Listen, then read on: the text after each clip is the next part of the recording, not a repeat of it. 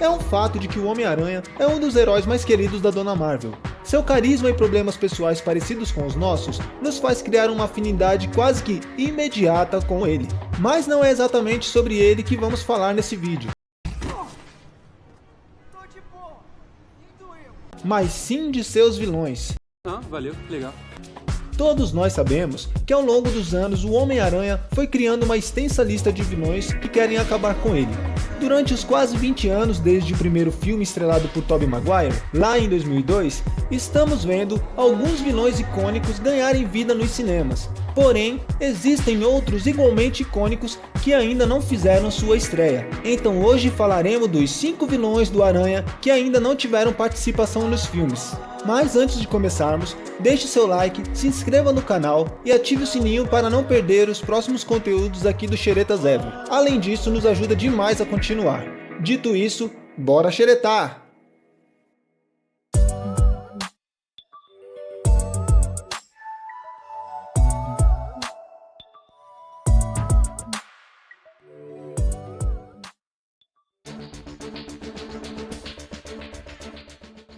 Com a chegada do multiverso no UCM, novas possibilidades começam a surgir, e uma delas seria a aparição de Morlun, um vampiro interdimensional caçador de totens. Com o início da saga De Volta ao Lar sendo adaptada para os cinemas, muitos fãs do Cabeça de Teia começaram a questionar se um dia veriam a criação de J. Michael Straczynski e John Romita Jr. nas telonas. E essa expectativa é grande, pois o vampiro nos é apresentado nas HQs justamente por causa do multiverso. O vilão é uma criação recente comparado aos demais personagens que já vimos nas telonas. Morlun fez sua primeira aparição no The Amazing Spider-Man, publicada em junho de 2001. O vampiro interdimensional viaja por diversas realidades, se alimentando da energia de totens. Os totens são humanos, que possuem uma ligação mística com animais, como T'Challa, Pantera Negra e o próprio Peter. Na história da HQ, Peter conhece um homem por volta de seus 50 anos, chamado Ezequiel, que possui poderes semelhantes ao amigão da vizinhança. Ele explica para Peter que recebeu os poderes de aranha ainda quando adolescente por meio de um ritual, e que tinha o sonho de se tornar um herói, porém dedicou toda a sua vida ao mundo corporativo. Ezequiel também conta para Parker que possivelmente a aranha que o picou não o fez de forma randômica. Ela sabia que ia morrer por conta da radiação e então picou para passar os poderes de aranha. O problema é que com grandes poderes vem muito mais do que grandes responsabilidades. Com isso, Parker, Ezequiel e todos os outros totens se tornam o prato principal na dieta dos seres que se alimentam de totens para se manterem vivos, seres tão antigos quanto os seres totêmicos. Ezequiel comenta que Morlun consegue manter sua energia vital apenas se alimentando de humanos normais e super-humanos não totêmicos por um determinado tempo, porém só mantém seus poderes no ápice da sua força se eles se alimentarem dos totêmicos. Morlun é definitivamente um vilão que causou sérios problemas ao Homem-Aranha. O vampiro tem o pacote completo sobre-humano: força, agilidade, resistência, voo e a sua principal ameaça, absorção de energia vital. É como se o vampiro sugasse a alma ou a energia vital pelas mãos. E depois que ele tem o primeiro contato com a energia vital de sua presa, ele pode rastreá-la a quilômetros de distância, apesar de não termos um raio específico que ele consegue. Morlun foi capaz de caçar Peter por toda Nova York, sem problema algum. Então, já podemos imaginar que é algo bem ilimitado. Na maioria das vezes, a luta entre Peter e Morlun é quase desigual. Toda vez que começa a trocação de socos, Peter tem de fugir o mais rápido possível, sempre ficando com vários ferimentos extremamente graves. Por fim, outro ponto que chama os holofotes para o vampiro é que podemos ter um encontro de Spider em No Way Home, mais uma brecha perfeita para inserir o vilão no universo cinematográfico, pois em 2014 tivemos o lançamento do arco Spider-Verse, onde tiveram de reunir todos os Spiders vivos para confrontar Morlun.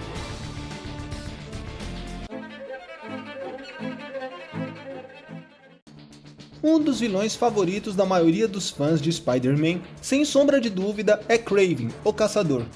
Kraven foi criado por Stan Lee e Steve Ditko e teve sua aparição pela primeira vez em agosto de 1964. Sergei Kravnov, real nome de Kraven, nasceu na Rússia, em Volgogrado, onde cresceu e se tornou um dos caçadores mais mortíferos do planeta. Um ponto importante a ressaltar é que Kraven não tem um grande apreço por armas em si, preferindo capturar suas presas com suas próprias mãos, e que fez ele se tornar um estrategista sem igual. Diferente dos demais, Kraven não tem grandes poderes, mas ainda assim possui kit sobre-humano, que ele ganhou após beber um elixir de ervas raras feita pela Calypso Exile, uma sacerdotisa voodoo que costuma marcar presenças nas HQs de tempos em tempos para enfrentar Peter.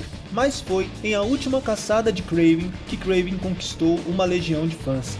Quem já leu sabe o quão incrível é essa história. Não vamos dar spoilers, mas nesta HQ, o Peter sofre nas mãos do caçador, e o desfecho é sem dúvidas um dos mais empolgantes e surpreendentes vistos nas HQs do Teioso. Fica aí a dica de leitura. Aqui no Brasil, a HQ foi lançada pela Panini e pela Eagle Moss, na coleção Graphic Novels da Marvel.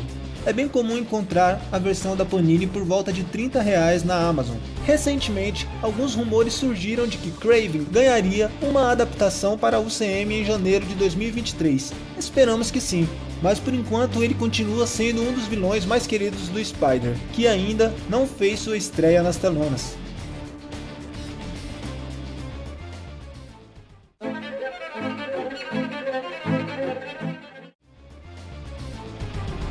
Dmitry Smerdyakov, meio-irmão de Kraven, foi o primeiro supervilão a aparecer nas HQs do Spider. Também criado por Stan Lee e Steve Ditko, Dmitry, mais conhecido como Camaleão, fez sua estreia em 1963. Dmitry teve uma infância bem conturbada e problemática. Seus pais, Nikolai Kravnov e Sonia Smerdyakov, o desprezavam por conta da aparência de seu rosto e por ser um filho bastardo. E os ensinamentos dados pelos pais foram de que ele deveria odiar a si mesmo pela sua existência. O único que o tolerava era Kraven, e ainda assim de uma forma não muito amigável, mas o tolerava pois Dmitry usava seu talento em atuação para imitar as pessoas à sua volta para entretê-lo.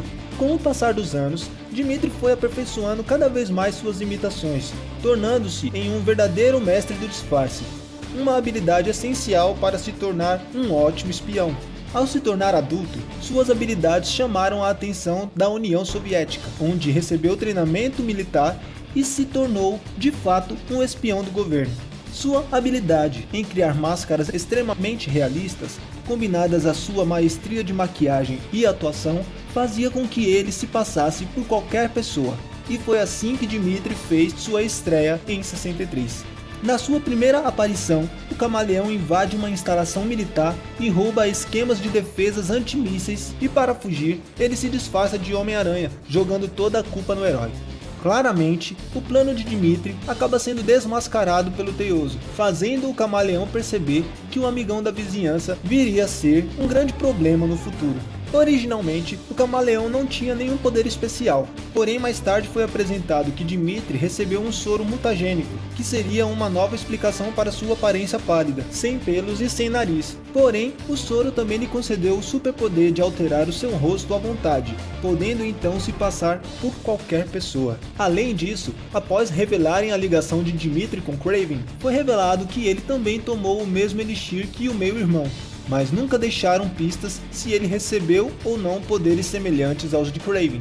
Ainda assim, mesmo sem o pacote completo sobre-humano, Dmitry já trabalhou para a Hydra, fez parte do Sexteto Sinistro e até já se disfarçou de Capitão América, enganando a todos para quase derrotar o Iron Man.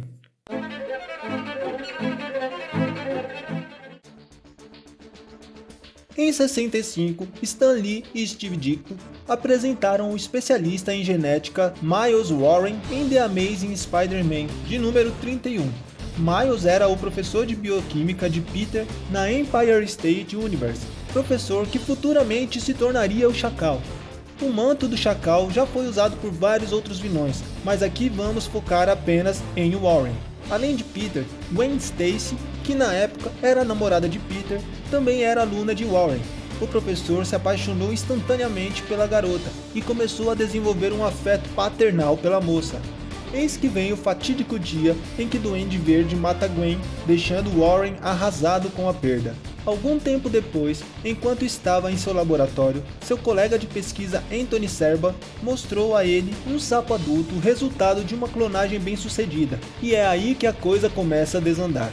O Warren, estando arrasado pela perda de Gwen, entrega a Serba, sem que o Serba saiba, amostras de tecido de Peter e Gwen para testes de clonagem, e quando Serba descobre os planos de Warren, ele exige que todo o experimento seja destruído, e em meio à briga dos dois, acidentalmente, o professor acaba matando seu colega de pesquisa.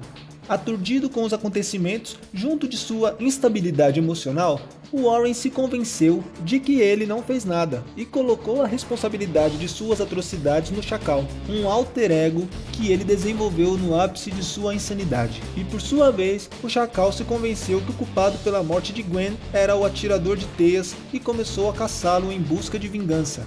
Ele chegou até a contratar o Justiceiro para derrotar o Aranha, que por sinal, esta foi a primeira aparição de Frank Castle no mundo Marvel. No final, Frank descobre as mentiras do Chacal e se vira contra ele. Enquanto isso, seu lado humano se aprofunda cada vez mais em pesquisas de clonagem humana. E é nesse ponto que a coisa desanda de vez. O Chacal consegue fazer os primeiros clones de Peter e Gwen, porém eles sofriam de alta degeneração celular e antes que Warren pusesse um fim à vida do clone de Peter, ele fugiu e se tornou o que conhecemos hoje como Kane Parker.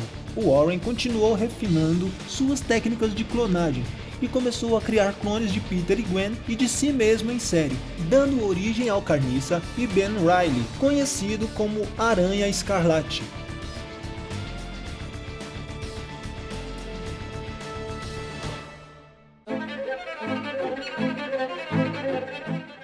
Em Homem-Aranha Longe de Casa, Mistério havia dito que os elementais haviam acordado e que eles estavam destruindo o mundo.